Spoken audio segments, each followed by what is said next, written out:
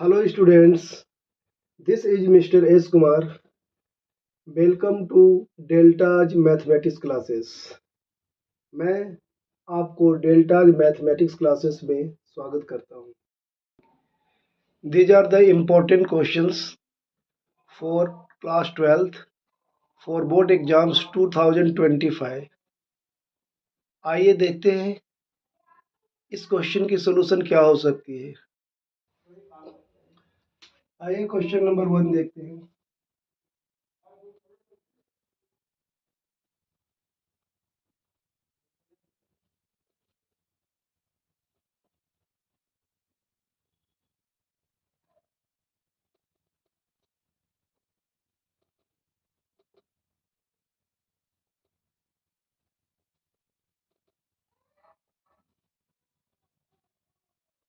आप देख सकते हैं कि ये ग्रेट इंटीजर्स फंक्शन है. तो ग्रेटेस्ट इंटीजर फंक्शन में इसकी वैल्यू होती है लेस देन इक्वल टू 1. इसकी वैल्यू 1 होगी क्योंकि x बिलोंग करता है 1,2 से. 1,2 कहाँ से आया? इसकी लिमिट. और log 1 की वैल्यू 0 होती है, तो log 1 की वैल्यू 0 रख दिया. 0 का इंटीग्रेशन आप 0 ही लिख सकते हैं. क्वेश्चन नंबर 2 में देखते हैं. हमें ये दिया गया है 8 raised to 1 plus x plus 4 raised to 1 minus x 2 raised to x. इसको इंटीग्रेट करने को बोला गया है. पहले 8 को ब्रेक कर लिया आपने. 2 raised to 3, ये 1 प्लस एक्स. और 4 को भी ब्रेक कर लिया आपने. 2 रेज टू 2, ये 2 रेज टू एक्स. अगले स्टेप में इसे 2 raise to 3 x plus 3 plus 2 raise to 2 minus 2 x. और ये 2 रेज टू एक्स पहले से है. अब आप इसका इंटीग्रेशन कैसे करेंगे?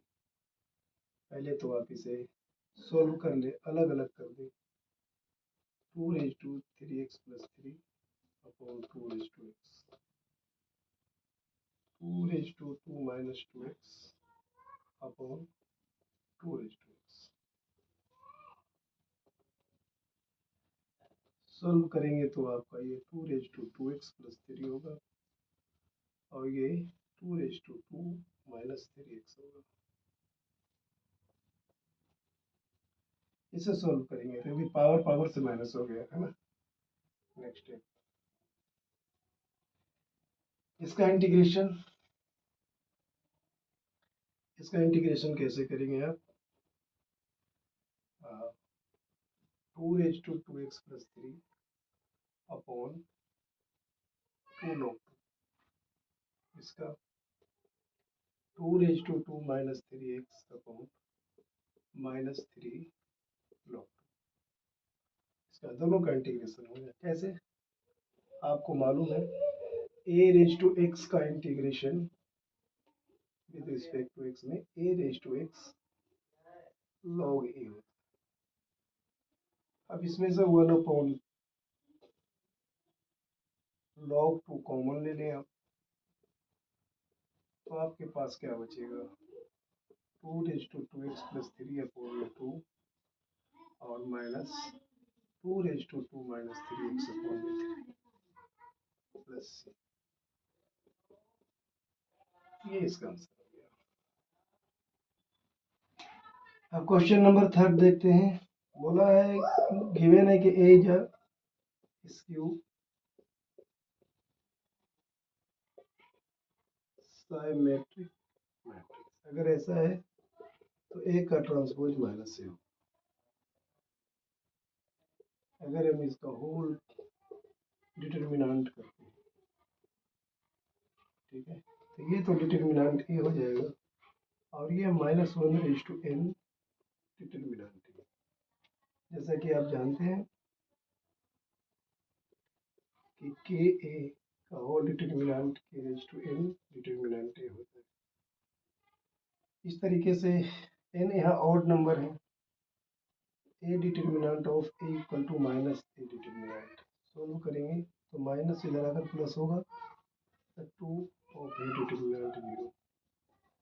डिटरमिनेंट ए की वैल्यू कितना होगा, 0। इसका मतलब है कि उन्होंने पूछा है कि A is skew symmetric matrix of order n, then show that determinant A equal to 0। Fourth question क्या है, फोर्थ क्वेश्चन देखते हैं।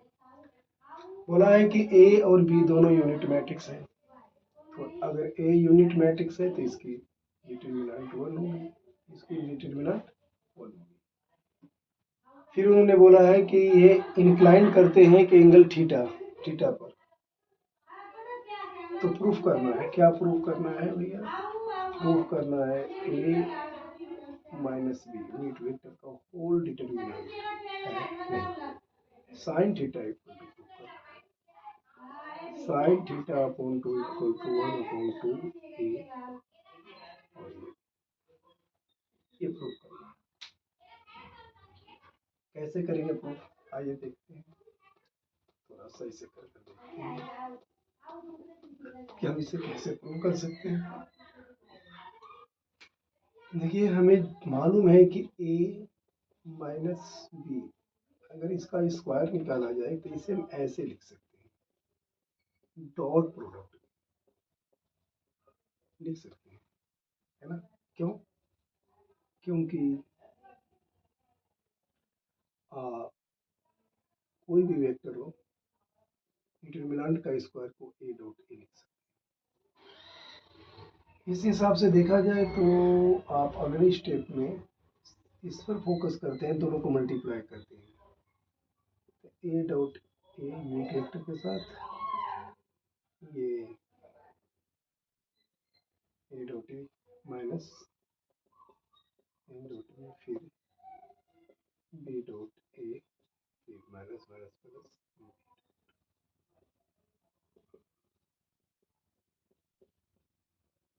ये ए, ये भी हो गया।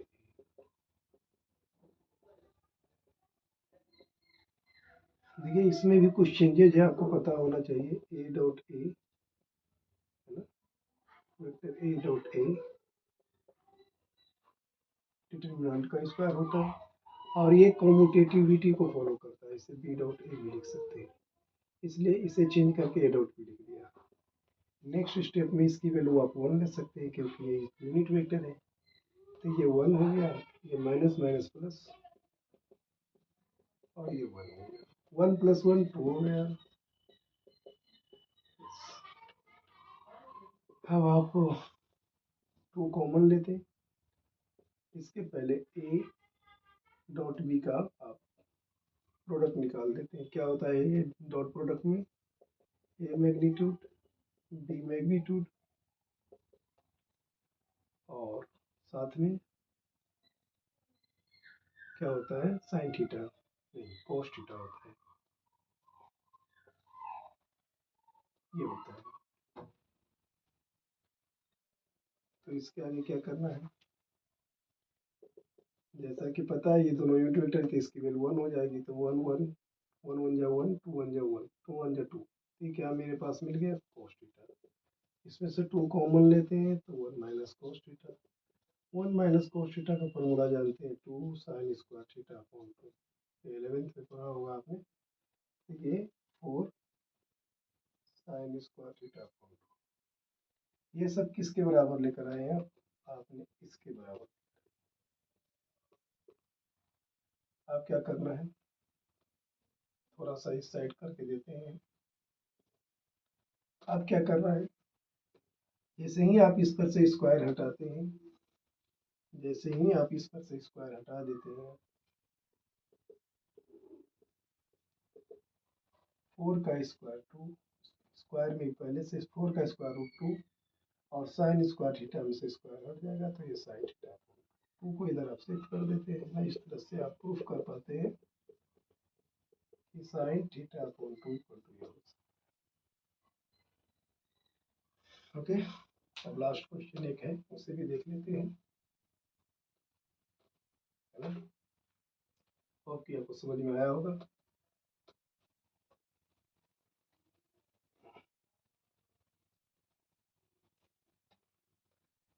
लास्ट क्वेश्चन है आपका ये 5th नंबर क्वेश्चन। बोल रहे हैं कि 2 children, a couple has 2 children. सबसे पहले सैंपल स्पेस के बारे में सोचते हैं। 2 चिल्ड्रेन में तो दोनों बॉय हो सकते हैं, दोनों गर्ल हो सकते हैं, बॉय गर्ल हो सकते हैं और गर्ल बॉय हो सकते हैं। उसके बाद ये तो सैंपल स्पेस हो गया, टोटल आउटकम्स हमें 4 दिख रहा है। फिर बोला है उन्होंने कि find the probability both are the boys.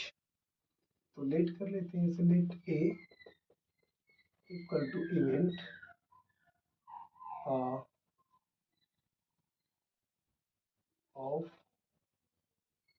Event of both are boys. ठीक है, बोथ आर अगर बॉयज होगा तो क्या क्या होगा, सिर्फ यही आएगा, बोथ आर द बॉयज। फिर बोला है if it is known that, first case में one of them is a boy, तो इसके लिए हम E1 ले लेते हैं, event that one of them is boy, one of them is a boy. अगर ऐसा है तो कोई एक बॉय हो सकता है, यानी BG हो सकता है, GB हो सकता है और BB भी हो सकता है। तो 3 दिख रहा है, 3 इवेंट्स दिख रहा है ना। अगर एनी की बात करेंगे तो क्या जरूरी है, एनी की डायरेक्ट करते हैं, है ना। आपको निकालना है probability of A given that E1, दोनों बॉय होना चाहिए जबकि, है ना, E1 एक बॉय इसमें है। फार्मूला क्या लगाएगा, कंडीशनल प्रोबेबिलिटी के हिसाब से A intersection E1 upon P1। A intersection E1, इन दोनों में कॉमन क्या है, एक कॉमन है ये, तो 1/4, क्योंकि टोटल आउटकम 4 है। इसमें टोटल आउटकम कितना है, 3/4। इसे सोल्व करने आंसर आ जाएगा।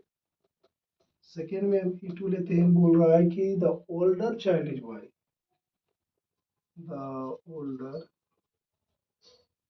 Child is boy. इसका मतलब क्या हुआ, अगर ओल्डर चाइल्ड बॉय है क्या हो सकता है, BG हो सकता है, BB हो सकता है। ओल्डर चाइल्ड बॉयज BG हो सकते हैं और BB हो सकते हैं। अब आप इसका अगर कंडीशनल प्रोबेबिलिटी निकालते हैं, both are the boys given that E2 older child is boy, इसका भी आप इंटरसेक्शन लेते हैं।